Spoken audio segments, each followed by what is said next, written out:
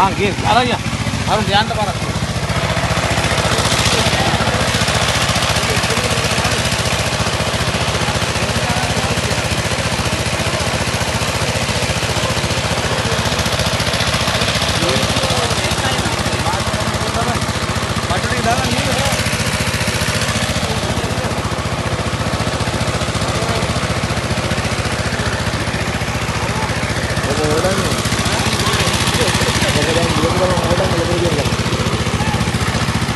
आई बहुत कर देना अब नहीं गया हुआ मालूम क्यों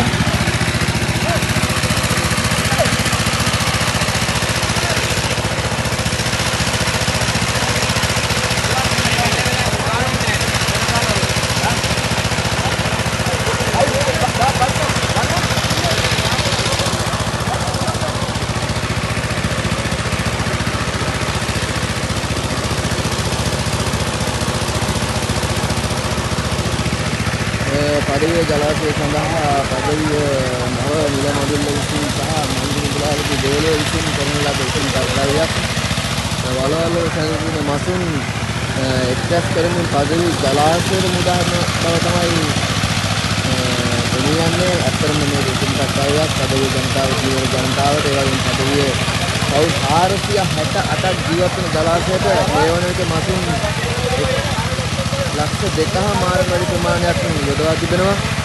ඒ වගේම මෙන්න මෙන්න පිළිස තමයි සෑහෙන මහන්සියලා සෑහෙන ප්‍රතිකර්තව්‍යයක් කරන්නේ. අත්‍තරම ඇවිල්ලා දෙවකන්ද මන්දු අන්තිම පාමේ කට්ටිය තමයි මේ අත්‍තරම නෝන් කාමත් මුද කර්තව්‍යයක් තමයි කරන්නේ.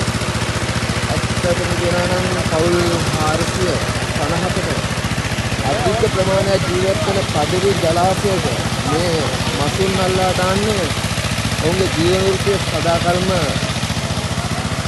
වන්දිතර විතර දීවර කර්මාන්තයෙන් තමයි මොහොන් යැපෙන්නේ. පඩවියේ පවුල් 68ක් ජීවත් වෙනවා.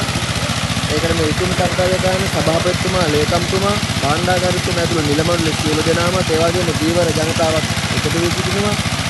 ඇත්තටම කියනවා නම් මන්ජු මුදලාලිගේ පිරිස තමයි මේ ගොඩක් කැපවීම කරන්නේ. එතුමා සෑහෙන සහයෝගයක් ලබා දෙනවා.